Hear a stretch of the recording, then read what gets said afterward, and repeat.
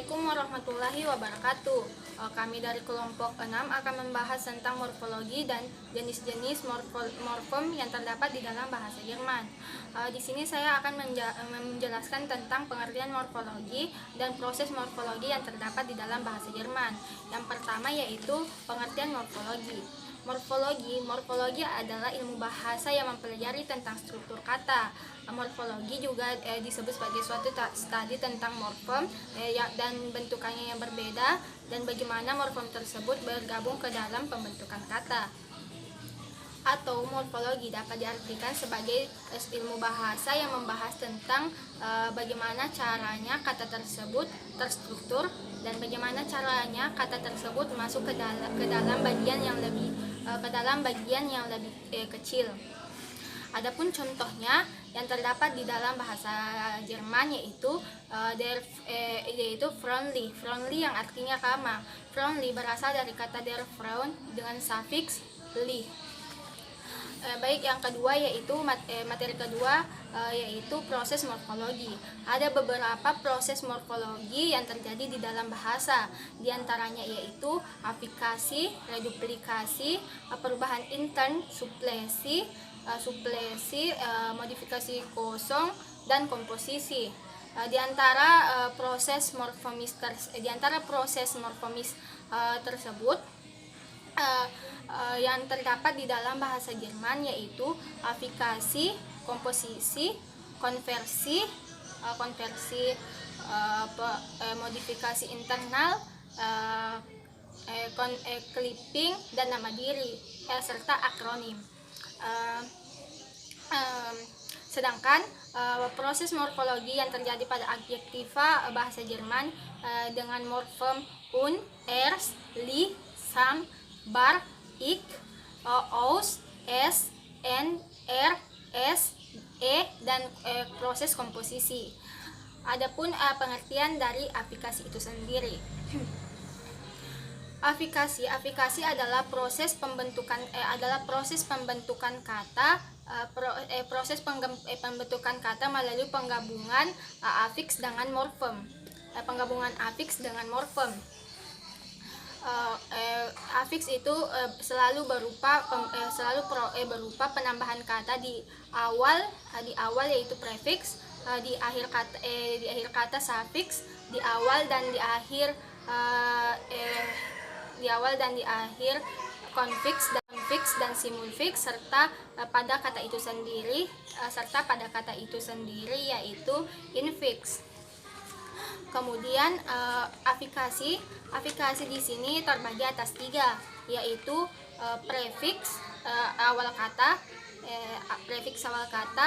sufiks akhir kata, dan konfiks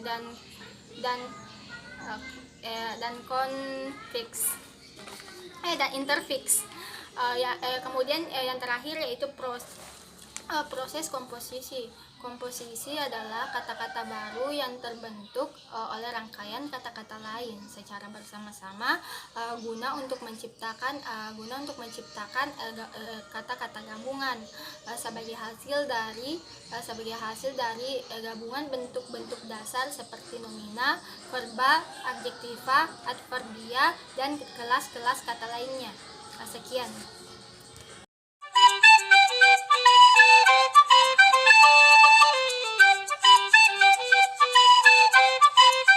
Bagian B, klasifikasi morfem. Klasifikasi morfem dalam setiap bahasa dapat diklasifikasikan berdasarkan beberapa kriteria, diantaranya berdasarkan kedudukan, keutuhan, dan maknanya seperti berikut ini. Yang pertama, morfem bebas dan terikat. Morfem bebas adalah morfem yang dapat berdiri sendiri tanpa terikat pada bentuk lainnya.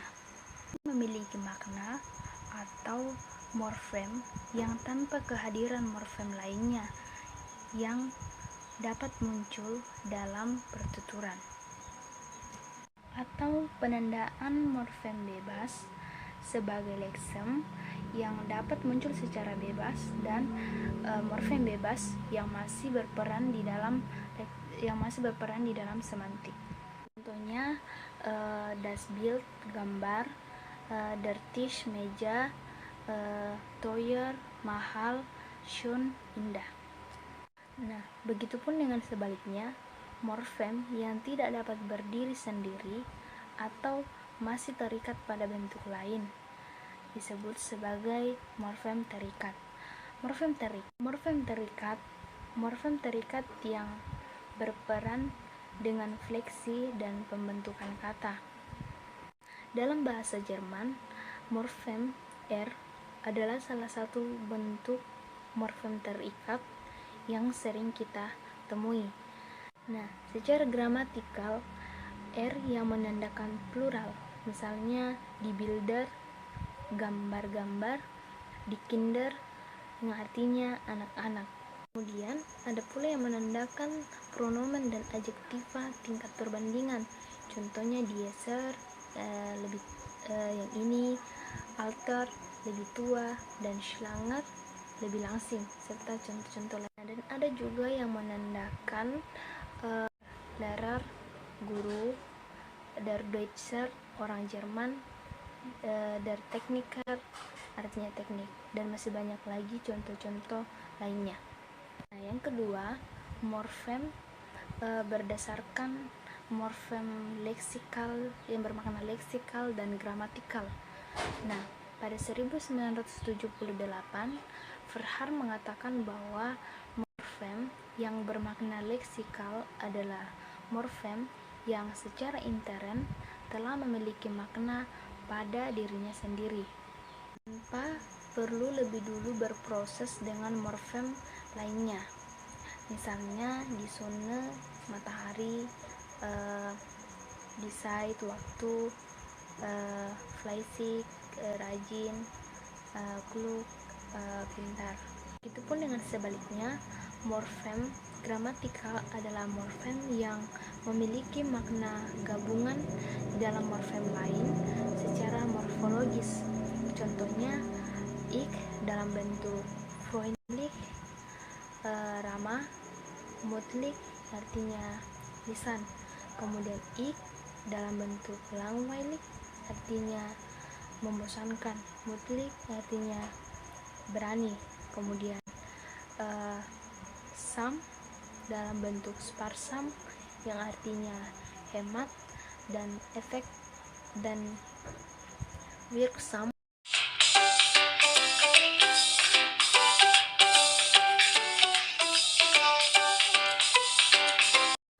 Tiga, morfem derivasional dan infleksional. Morfem derivasional berfungsi mengalihkan kelas kata bentuk dasar ke jenis kata yang lain. Misalnya, adjektiva schön, indah, dialihkan menjadi nomina di Schönheit, keindahan. Contoh yang kedua, treu, setia, dialihkan menjadi nomina di Treue, kesetiaan. Sedangkan morfem infleksional adalah proses morfologis karena afiksasi yang menyebabkan terbentuknya berbagai bentukan dengan ketentuan bahwa bentukan tersebut tetap dalam kelas kata yang sama. Jadi, tidak terjadi perubahan kelas kata. Pada umumnya, dalam bahasa-bahasa di dunia, seluruh morfologi infleksional dihabiskan oleh apa yang disebut dengan konjugasi dan deklinasi. Contohnya, gehe, bentuk pertama tunggal menjadi gest, bentuk kedua tunggal.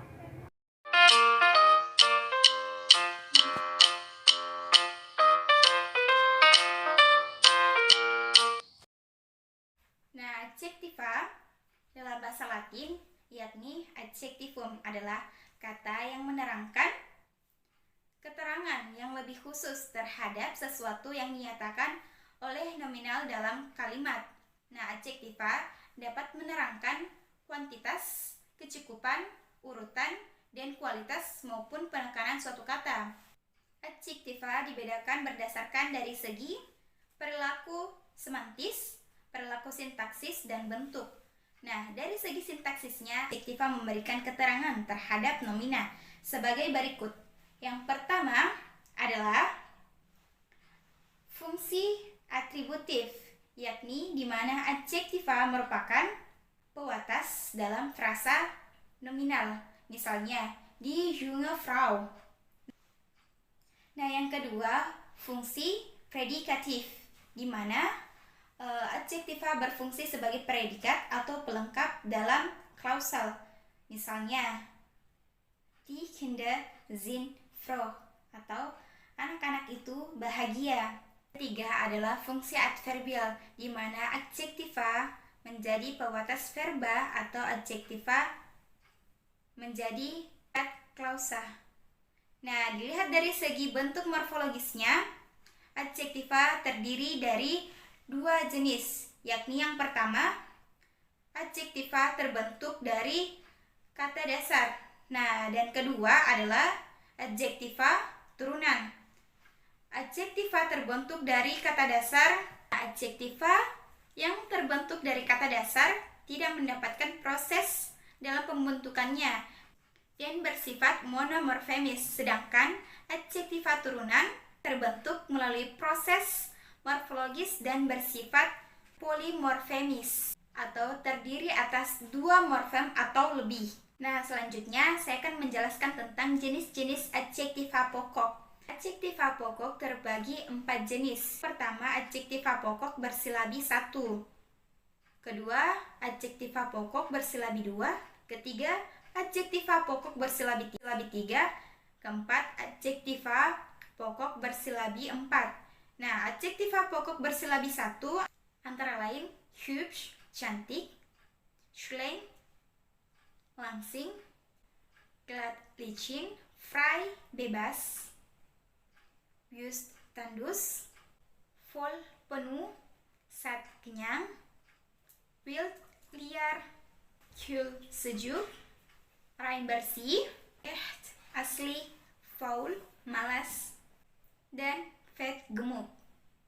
Froh, gembira, schwach, lemah. Nah, yang kedua adalah adjektiva pokok bersilabi 2. Nah, antara lain dunkel, gelap, sauber, bersih, teuer, mahal, MC, sibuk, traurig, sedih, ehrlich, jujur, eitel, sombong, beider, polos, formal, resmi.